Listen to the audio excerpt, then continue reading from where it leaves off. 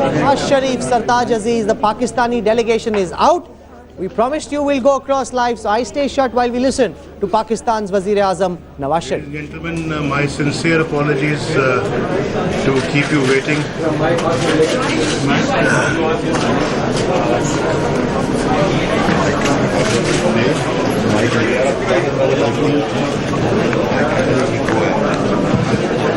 ये हाथ में पकड़ आगे दे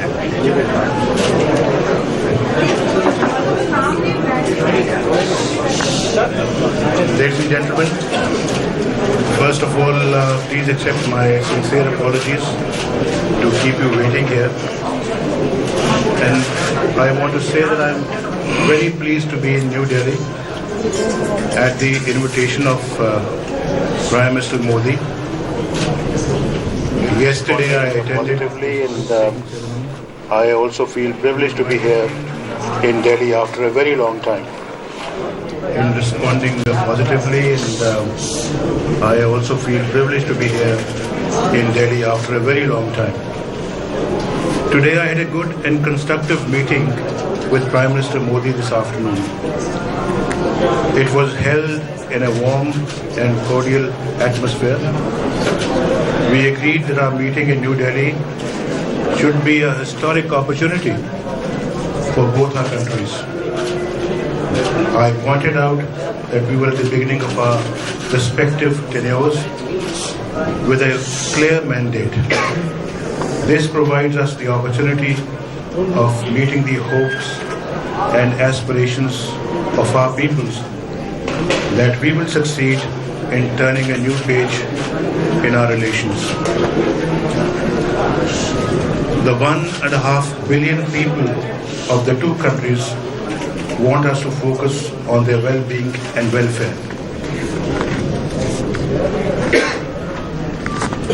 I recalled to Prime Minister Modi my invitation to Prime Minister Vajpayee to Lahore in February 1999 and told him that I intended to pick up the threads of the Lahore Declaration from where it had to be left off in October 1999. I stressed to the Prime Minister that we have a common agenda of development and economic revival, which is not possible to achieve without peace and stability in the region. I urge that together we should rid the region of instability and insecurity that has plagued us for decades. Consequently, it was important for us to work to progress and prosperity. Finally, I urged that we had to strive to change confrontation into cooperation.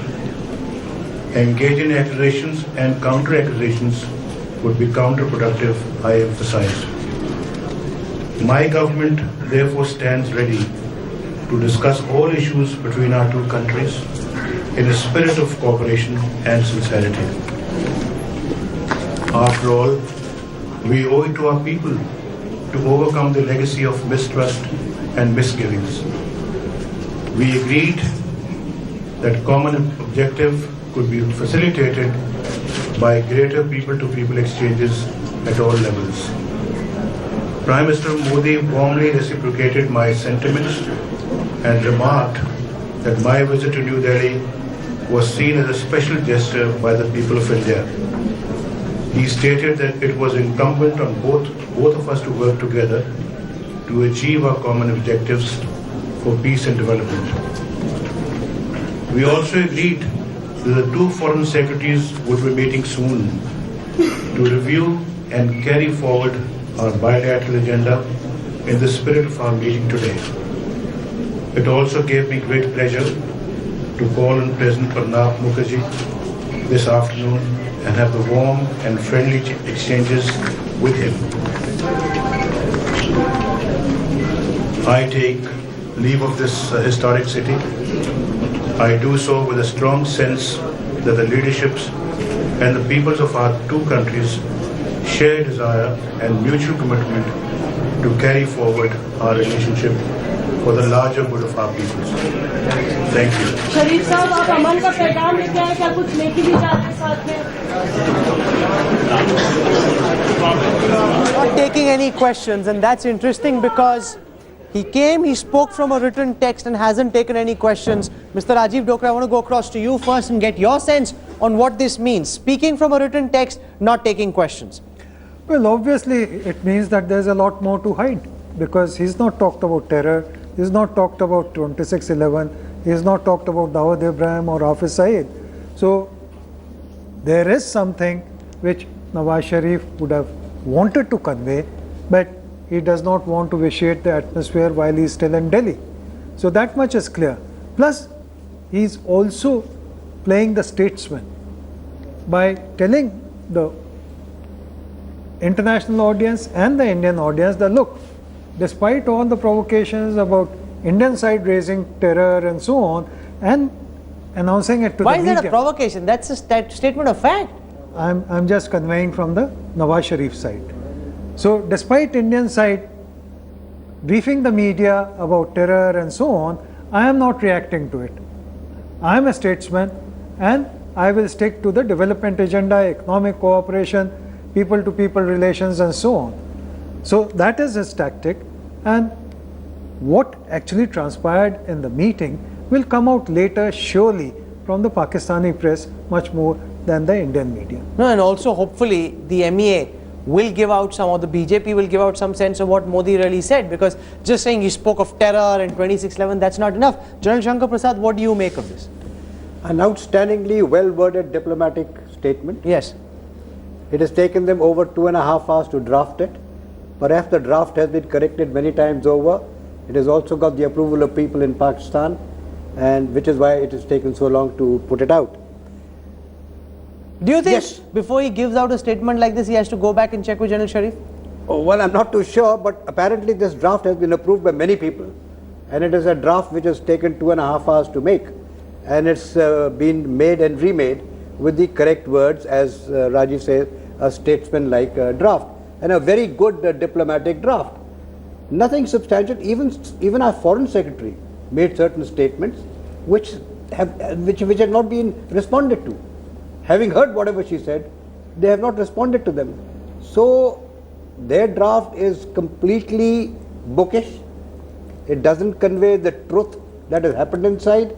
It's a very good diplomatic paper, and that's all it's worth about. Okay, Gaurav Sawant now joins us. Gaurav, no answers on terrorism, no answers on 26/11, no answers on Dawood Ibrahim, Hafiz Saeed. What are you making of this brief statement read out by Pakistan's Prime Minister Nawaz Sharif? Rahul, sources in the Foreign Ministry are telling us that Prime Minister Narendra Modi read out virtually the riot act to Pakistan when it comes to Pakistan-sponsored terror. He raised the issue of 26/11 Mumbai terror attacks, wanted speedy trial in that, and said this delay is unacceptable. He also spoke of the attack that took place at the Indian mission, the Indian consulate in Herat, wanted Pakistan to address that issue. He spoke of trade. The ball is in Pakistan's court, whether it is the non-discriminatory tariff barrier that needs to be removed, or clearing the Wagah border for Indian trucks and Indian goods to move into Pakistan. The delays from Pakistan's side, and that needs to be addressed by Prime Minister Nawaz Sharif. So the ball, whether it's trade or terror, is in Pakistan's court. Now there's a very careful play of words. Indian Foreign Secretary Sujata Singh very clearly said the two foreign secretaries will be in touch. Pakistani Prime Minister, when he read the statement, said the two foreign secretaries will meet. There is a difference. Will they stay in touch through their missions? Will they stay in touch on phone? Will they meet? It depends. The sting is in the tail.